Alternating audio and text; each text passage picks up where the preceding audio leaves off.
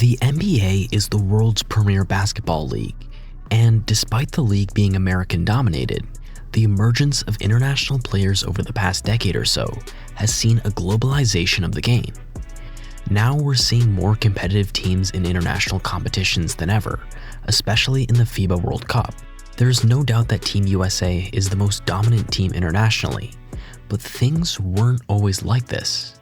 And it wasn't until 1989 that the International Basketball Association modified its rules and allowed NBA players to be on international basketball rosters.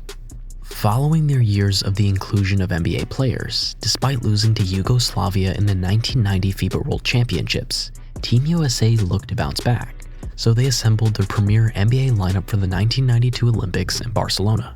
This team featured some of the all-time greats, including Michael Jordan, Magic Johnson, and Larry Bird, and they proceeded to easily secure a gold medal victory. The Team USA dominance extended to the FIBA World Cup that followed with a different elite NBA roster, winning the Cup in 1994. Then again in the following 1996 Olympics in Atlanta, United States. However, in 1998, the NBA lockout caused issues for NBA players to play internationally, and Team USA only won bronze in the FIBA tournament. Despite this, during the following Sydney, Australia Olympics in 2000, they would again bounce back and secure gold. After a decade of pure international dominance, the United States would host the 2002 FIBA World Championships that took place in Indiana in their home country. Up until this point, Team USA never lost a single game with NBA players on board, setting high expectations for Team USA to win gold in an international tournament again. But things were different this time, because in 2002, many Team USA stars, including Shaquille O'Neal, Gary Payton, and Kevin Garnett, decided to take the summer off. And what followed may have been one of the biggest disasters in Team USA history, even in comparison to the more recent FIBA Team USA basketball teams. But how did this happen? Welcome to SportSphere. Let's get into it.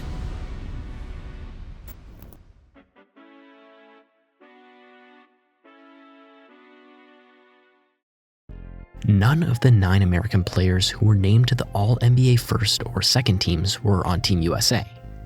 But that did not sound like a problem for head coach George Karl, because the truth was, no international team had ever beat a team of 12 NBA players, and it was hard to imagine that anybody could do that, especially with home court advantage in Indiana. So, who was selected onto the 2002 Team USA? To begin with, 3 players on the All-NBA third team from the prior NBA season were present: Paul Pierce, Ben Wallace, and Jermaine O'Neal. Team USA also had JO's Pacers legend teammate Reggie Miller on the team, hoping that these two would bring in more supporters to the arena and a veteran presence. Reggie was also the only player who had previously played for Team USA, being a part of the team that won the gold at the 1996 Atlanta Olympics. But there's no doubt he was long past his prime at 37 years old. Another respectable former Pacer was on the team, Antonio Davis, who also had international experience, playing in Greece and Italy earlier in his career. That being said, the point guard position was a different story. The 3 point guards on the roster had a total of just 6 NBA seasons on their resume, with the 3 selections being Andre Miller, Baron Davis, and rookie Jay Williams. Still, these weren't necessarily bad selections at all, because Miller led the NBA in assists in the previous season, playing for the Cavaliers, and Baron Davis made his first All-Star appearance that year, while the third option was Jay Williams, who was just a rookie. Regardless of the relative inexperience of these 3, there was no doubt they were talented players. At the shooting guard position, besides Reggie Miller, George Karl selected Michael Finley. He was a 2-time All-Star and averaged 20.6 points per game for the Dallas Mavericks the previous season, and was one of only 2 players on the team who averaged more than 20 points per game. And at the small forward position, there was Paul Pierce, who led the Celtics with 26.1 points per game, and just like Davis, he made his All-Star debut the prior season. Besides Pierce, Shawn Marion was the other small forward. He was also coming off his 3rd NBA season, averaging near double-double for the Phoenix Suns of 19.1 points and 9.9 rebounds per game. At the power forward position, besides Antonio Davis, Karl selected Elton Brand, who averaged a double-double for the Clippers with 18.2 points and 11.6 rebounds per game, and also made his first All-Star appearance that year. Raef LaFrentz was a solid big man selected, but his skill did not seem at an adequate level to be representing Team USA internationally. At center, Team USA had Ben Wallace, who led the league in rebounds per game the previous season, with 13 per game, not to mention high-level big man Jermaine O'Neal. So, to sum up, on the roster, the 11 players on the team had a total of 12 All-Star appearances, and 5 of those were Reggie's, and more importantly, none of them ever won an NBA championship. As to who the best player on the roster was, it seemed to be 24-year-old Paul Pierce. Although the team was weak compared to previous Team USAs in the past, still, they were prominent players in the best basketball league of the world. So what could have gone wrong, right? Well, Team USA were drawn into Group C alongside China, Germany, and Algeria, who were one of 4 groups in the FIBA World Cup. And the top 3 teams from each group after facing each team once would move on to the second group stage, before the knockout stage involving the top 8 teams would begin. Anyways, the 2002 FIBA World Cup was soon in progress, and Team USA would have an easy start to the tournament, beating Algeria 110-60, which was a margin Team USA were accustomed to winning by. As expected, all 12 players got involved in the game, and it looked more like a scrimmage, with Pierce leading all scorers with 22 points, followed by Brand and Finley with 17. USA's next opponent was Germany, who had Dirk Nowitzki on the roster.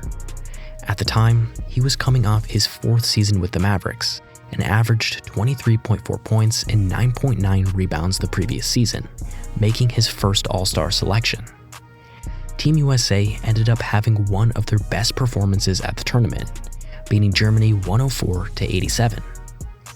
Pierce led scoring once again with 26 points, followed by Finland with 21, and Baron Davis with 13. Nowitzki played a great game, dropping 34 points, but Germany could not contain USA, who shot 48% from the three-point line. The final opponent in the first group stage was China, led by Yao Ming, who was just drafted with the first overall pick by the Houston Rockets. He was one of the biggest stars of the tournament, despite not yet playing a single NBA game. Team USA had no problem with Yao, holding him to only 10 points in an 84-65 win. Pierce, by that point, had already established himself as the leading scorer on the team, dropping 19 on China, followed by Marion with 15 and Finley with 14. Team USA finished the first group stage with 3 out of 3 wins, a flawless yet expected position for Team USA to be in, winning by an average margin of 28.6 points, putting them at the top of Group C. In the second group stage, Team USA were set to play against Argentina, New Zealand, and Russia, who finished in that particular order in Group D, creating a new group with 6 teams, Group F. Team USA started the second group stage with a 106-82 win over Russia. The Russians were the runner-ups from the previous World Championships. However, this time, their best player, Andrei Kirilenko, did not play. Pierce again led the scoreboard with 27 points, followed by Reggie Miller with 18, and Antonio Davis with 13. The following match was another walk in the park for George Karl's team, as they defeated New Zealand 110-62. Pierce was joined by Finley to lead the team with 20 points, and Marion had 16. Just to give you a quick spoiler, that same New Zealand that lost by 48 to Team USA would somehow finish the FIBA World Cup in a better spot than the USA. Regardless, after a flawless 5-0 record for Team USA, things were looking good. However, considering they won each game by large margins, a sense of collective overconfidence may have set in for Team USA. And after going 5-0, things started to collapse, slowly but surely. In the last game of the second group stage, Team USA was scheduled to play Argentina, led by basketball greats including Manu Ginobili, Luis Scola, and Fabricio Oberto.